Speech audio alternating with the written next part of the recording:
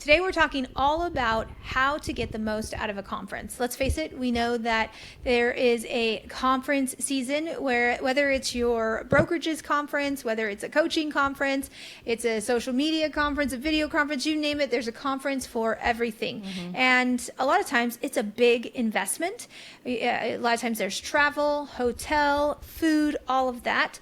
And yes, you're going there to learn, but it's also an incredible opportunity for your business. And so we want to get into some of the best practices on what you can do when going to a conference. Yeah. Let's talk prep. What are 3 things that agents must do to prepare before they go to a conference? So a couple things that I don't know if I'll tackle all 3, but I'll tackle a couple of them. So one, I think you should absolutely set a goal.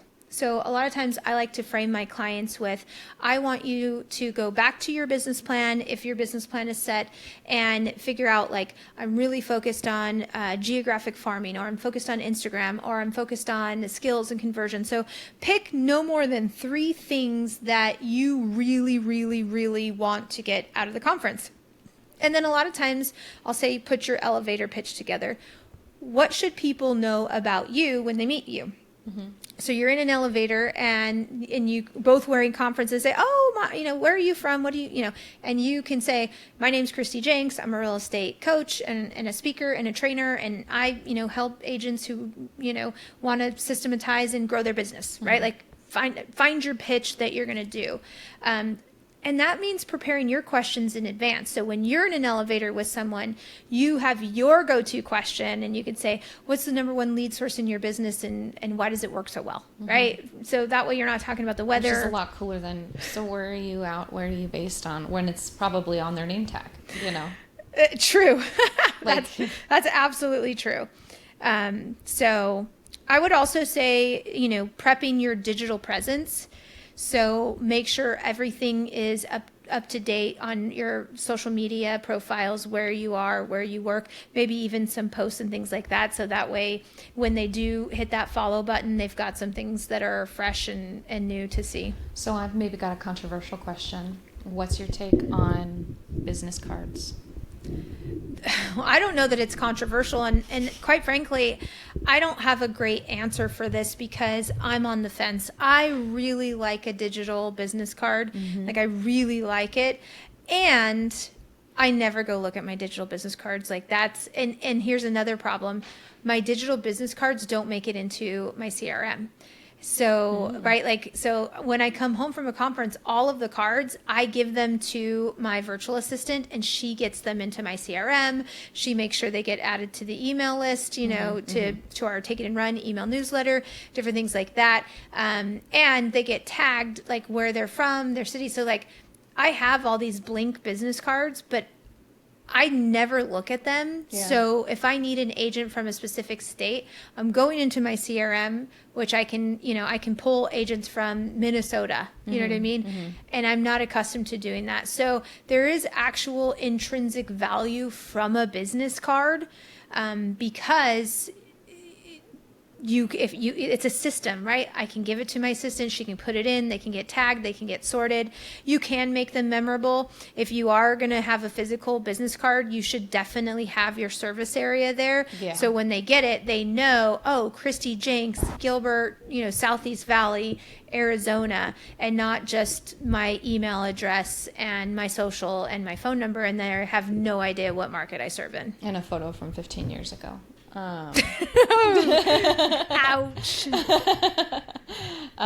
Yeah, no, I see the value that you're sharing, and I guess I think of all the ways that I could save the planet. No, maybe. I have a hard time with waste, but more just, I guess it's okay, so you could make that process that you have, and still you could duplicate that for digital business cards, right? I don't know. You could screenshot that and email it to your assistant. You could. Yeah. I'm just thinking of other ways in case in case somebody else is on team, like, no business card, because I also, like, the amount of times I see them and I have thrown them into the garbage, and I make these things. I've made business cards, for you and Meryl and other people. And so, but just to know that at the end of the day, they do get thrown away, and they're so, they're pretty and they're fine quality, but they get thrown away. People don't hold on to them because, like you said, you end up putting it into your computer. So the moral of the story is have a process, right? Because Yeah. again, I could take my Blink is my favorite digital business card. I could take my Blink cards, and you can sort through your Blink by where you met them, and I think even by date. So there is a sorting process, but that's like coming back from the conference, Freudian slip, coming back from the conference and then having a process of either screenshotting, getting it to your assistant, or you do it and you go through and you say, hey, it was so great to meet you. Doing some of those things. But now you brought up another one. So we're still pre-conference. And I have noticed this has been very popular at the Tom Ferry Success Summit, at the Elite Retreat events, which are pretty much all the real estate conferences that I go to. I've been to some brokerage ones too, and not as many though, so I don't know if they do this at a lot of brokerage conferences. But what is your take on tchotchkes and giveaways? If you're going to do it, invest the time to make it really freaking cool. I don't know. I don't want another lens cleaner with your face on it. And I do. I always lose them. We've seen some really cool ones. We've done some pretty cool things. So one of my favorite things that we ever did, and it's not even a tchotchke, it's like, so that's when we did it's a dry heat. Yes. So we it was a Success Summit in Vegas. And it was like one of my first years with you guys, and I thought this was just so fun. But we had these really cool, like, little flyers, like, this big, printed about how Phoenix, like, it's a dry heat, and we had it, like, professionally done too with the marketing team. So they looked great, they were witty, and then we glued. By we, I mean Kelcie glued. Glued or taped. It was like a glue tape. Yeah, these tiny little Tabasco. Ooh. What was that?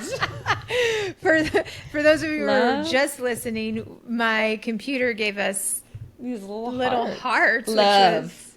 We're trying to find a keyword now. The trigger. Anyway. That AI was really cool. We don't know how to replicate it. Yeah, maybe it's because I have a good hair day. The AI is just, like, nice. Anyway.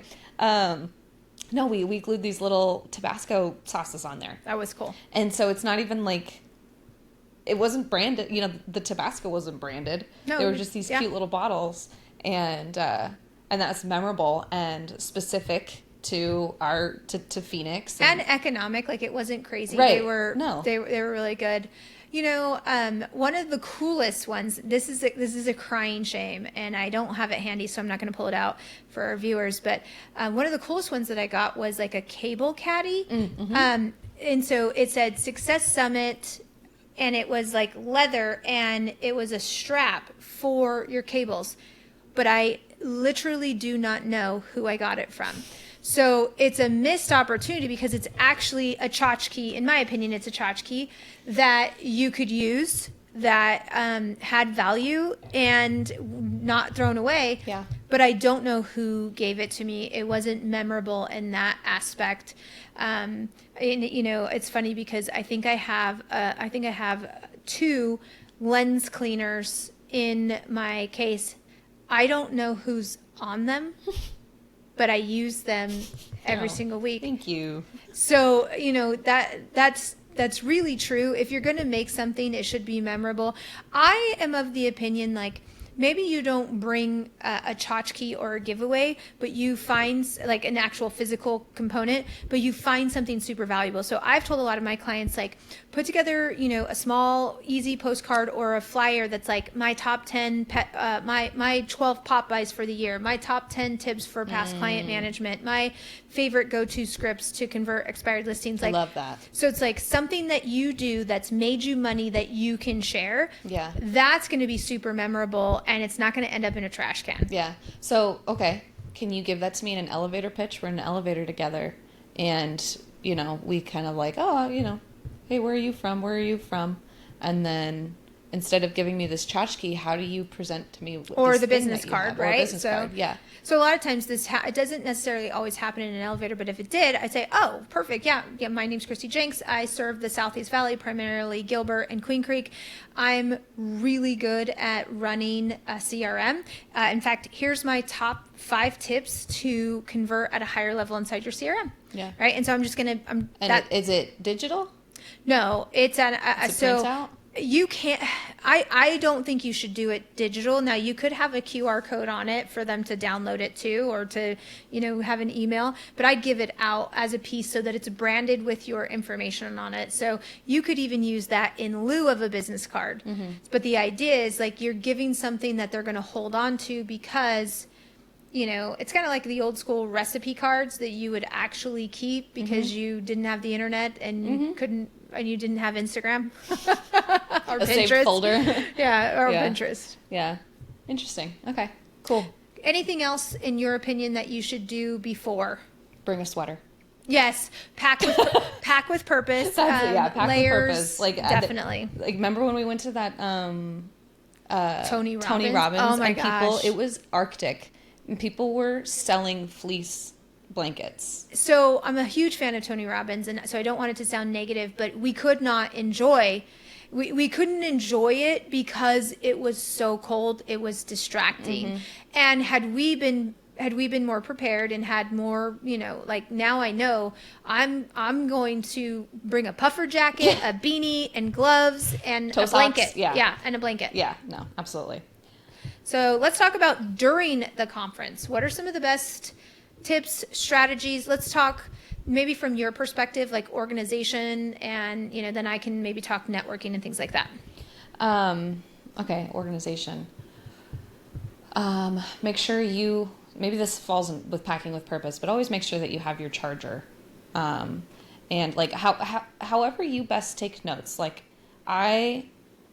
even though I use my digital tools, I take notes the best when I'm writing physically. And so I will bring a notebook, and I'm organized in that way. I think where you sit matters. Oh yeah. Who you sit with matters. Absolutely. If you're going alone, I mean, and I'm an introvert here, but it might help to not sit alone. Okay, what she's really saying is you're going to have to get out of your comfort zone. Yeah. Especially if you go to a Tom Ferry event anyway, they're going to force you. Yes, that's true. You're going to have to turn to your neighbor and say, "You're sexy." He's talking to you. He's talking to you, But honestly, my thoughts when I was thinking about what to do there, it wasn't necessarily organization. It was mindset of, am I there to connect or am I there to learn? And you have to, and maybe this falls back into the as you're getting ready, but from my perspective, events are things that I have to prepare my brain for. I have to prepare my comfort, my natural energy saving, don't talk to me like body language. I have to prepare to go against all of that. Yeah, that's a really good point. So to piggyback off of what you said, you are there to learn and to grow. So I do recommend that you figure out, if you can in advance, like what are the mastermind sessions that are happening, what networking opportunities, what outside of the conference, because especially, again, with Tom Ferry conferences, there's always something happening in the morning, something happening during lunch, something happening after hours, and like really trying to fit in and plan. So that means also planning with purpose, like don't eat lunch alone. Yeah. You know what I mean? Like make lunch plans, really do the best that you can. In terms of like organization, she's absolutely right. Obviously packing with purpose, have your chargers, have your mints, have your water bottle, all that kind of stuff in place. But also I agree with Kelcie that figure out your best note-taking methodology. So I do like my little Remarkable to be able to handwrite my notes. And I like that one a lot just because I can easily digitize it. But one thing that I often find myself doing with any conference is, and I learned this from my husband, and I don't know where he learned it, But I like to take the last page of the conference book and write my action items. I also like to take notes, and this is, I guess, from college, right? You take notes, but off to the right, I have my action items, right? So it's like just taking notes versus, oh, this is something that I want to do. And then I wrap up each chapter, wrap up each day, wrap up each speaker with anything that I want to put into place, and I move that to the back. I find it's really helpful to summarize on a multi-day event, like summarize day 1 with action items, summarize day 2, because if you try to go, you're going to go back and like look at it all, but really try to figure out. The other thing, this is really new, but my Plaud device, Plaud, it's over there. But so it's a little AI tool, and We'll link it in the show notes. okay, we'll link it in the show notes. So my Plaud device, I did this with the Elite Retreat most recently, and it was so cool, you guys.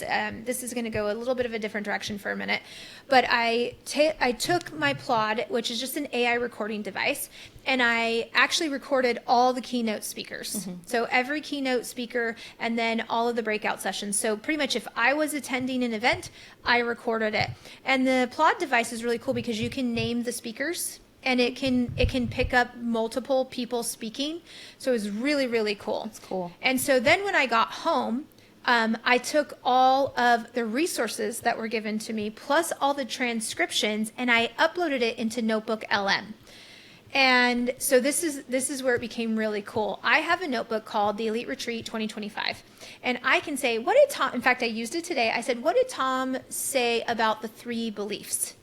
And it goes into the transcriptions, and it goes into any PowerPoints or resources. Like I uploaded all the transcriptions, all of the PowerPoints that were given, and all the resources that were given away from all of the speakers. And so I can basically ask Notebook any question, and it'll go into the Elite Retreat. Wow. So you could say, what were some of the best practices on Google Business? And it'd pull no matter what. Rory Vaden was one of the keynotes, and so I could say, summarize Rory Vaden's talk. Boom, boom, boom, boom, boom. It's going to pull it all in. Like, so if you have an AI recording device, that's also really cool because you don't retain everything that you see and hear.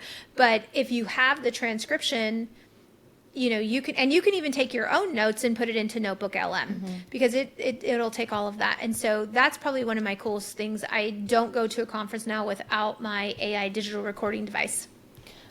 That makes me wonder how that opens up opportunities for other things. If you're not so concerned about retaining all of what you're hearing and learning, what does that free you up to do and to notice in the room in these conferences? I'm just musing. I'm not asking necessarily a direct question, but yeah, I like it. Can you connect more with people? Does that mean, does AI retaining all this information for you, knowing that you can come to it later in an organized way, does it allow you to talk to more people? Maybe you'll be annoying them and they're like, I didn't hear, but whatever. I don't know. And then perhaps this is a pet peeve of mine and you don't have to do it, but when the speaker says, don't worry, you're going to get all the slides, you don't have to take a picture. You don't have to take a picture of the slides. As a speaker, I love this is just my own confession. I love it when I see all of you guys raise, like, even though I'm going to give it to you, because it tells me, well, it's affirming, but it tells me that you're paying attention. Yeah. Like, I joke a lot when I'm speaking. I'm like, okay, I'm going to give you all the resources, but if I see you falling asleep, then I'm not. Right? Like, I kind of joke and I tell the audience, like, my only rule is they have to stay engaged and they have to participate.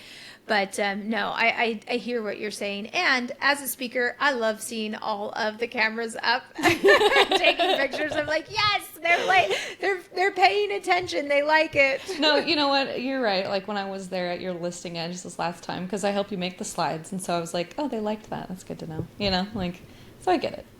Yeah, that is mean. Okay, so you've gone to the conference, you prepared, you did a great job networking, making connections. Now you are home. What are some of the things that you should absolutely do post-conference? One thing that's unique about the Tom Ferry events is that a lot of the people there are Tom Ferry coaching clients. And so the things that I like that Tom or whoever is on stage suggests is take a picture of your action items, your 2 things from this specific topic, and send it to your coach. Ooh, yes. The accountability. Because especially if you're the only one that went to the conference, say that you're flying solo, and to have an accountability person. So, maybe that's your spouse, maybe that's your broker, maybe that's your transaction coordinator, or, your assistant, sharing your 3 maximum takeaway action items that you're going to do. I think that's one of the best things that you can do. That way you're more likely to follow through. Yeah. So I've never been able to completely execute on this. So I'm going to tell you this, and it's not going to be like, this is going to be do as I say. Right. But I think it's really wise. And I think it was my friend Jenny Turner that told me this, that you should schedule time after the conference to digest and like go through. So if that's like a day, so don't try to leave the day, but I know we all have budgets, and I've got, what is that fairy tale of the woman who lived in a shoe with 50 million kids? Yeah. Right. Like I'm usually in a hurry to get back to the family. So I don't always have that, but you could do it on the plane. Usually on the plane, I'm ready to like zone out because I've been tapped out. But the idea of like take time to go through all of your notes, to set your action items. I think one of the best things you can do after a conference is truly to just read through everything, figure out, okay, this is a right now strategy. This is maybe a later strategy, and just kind of go through all of that. I would say from an organizational standpoint, and maybe you can give some best practice for this, you need to go through all those business cards, and you need to figure out like, who are you going to follow? What kind of follow-up are you going to do? Like you just spent 2-3 days, going to events and meeting people. And now are you just going to let that business card die on your desk and eventually make it to the trash? Or are you going to do something with it, both from a technical, like I said, mine is to give it to Georgian, make sure it gets into the CRM so then I can search it when I need it. And it gets into our email newsletter and, stuff like that. But what do you think, like, what should they do with their contacts when they come back? One of the best things that I've seen done is, and this takes a little bit more effort, but to send a video message to the person. Personalized or like mass? Either. I think you could go either. If you got 5 business cards, do personalized. But if you were hustling, you collected 30, do a non-personalized one. And just say, with your phone, hey, this is Kelcie, we met, say it's personalized. Hey, Kristi, this is Kelcie, we met in the elevator in between, those 2 masterminds. It was really fun meeting with you. I'd love to make it out to Phoenix someday. Just wanted to, re-put my face to the name. I know you met a lot of people. Hope to talk soon. Yeah, I think that video message really, can solidify and make sure that it goes an extra step. One of the things that an agent did that I thought was fantastic is her resource were her tech tips. So it's Joan Pratt, Castle Rock, Colorado. And one of the things that she did is she put together these tech tips. And so after she met you at a conference, you would go on to an email campaign, and I don't remember the frequency. I think it was like once a month. Once a month, you'd get an email of her favorite technology tools. So like the first month, it may have been BombBomb, right? Or, something like that. Mm-hmm. And I thought that was so great because it doesn't matter if you met them in February or if you met them in July. Everybody starts on tech tip 1. Yeah. And then moves through. Yeah. And I thought that's great. So if you have some sort of agent to agent newsletter, or you have some sort of content value driven, information, figure out what that is. And I mean, you could build it as you go, but the idea is like, again, so the person who's doing that right now from the Elite Retreat was Scott Chang. He spoke all about Google Business. And now I get an email from him with his Google Business tip, which I thought was really great. Like, I thought that was really good for him to be able to like continue. Like, I even remember his name. So, and I didn't even go to his session. So that's what's really cool about it is I didn't even go to his session, but I downloaded his slides and I watched him on a replay. And so I did something, I must have engaged somehow. And now I'm getting these Google business tips. So have some sort of plan for follow-up if agent to agent is one of your lead pillars. Yeah, absolutely. And I think it should be. I think referral, I don't know, I think you'd be dumb to not have your referral opportunities as a lead pillar. Okay, well, let's wrap up. Oh, document, right? Like share publicly the things that you're learning. So Yeah. I didn't put that in there. So maybe, take your top 3 picks, implement now, document and share, create a mastermind, get some accountability around there. That's also something you could do. Yeah. And, get started. Like you went to this conference. Yeah, you paid for it. Just get started. Yeah. So we will go ahead and link with you guys all of the best tips pre, during, and post conference. Yeah, and the so little that you plot. can get, and we'll link all of that in the show notes for you guys. So now you have all of the strategies you need so you can Take it and run.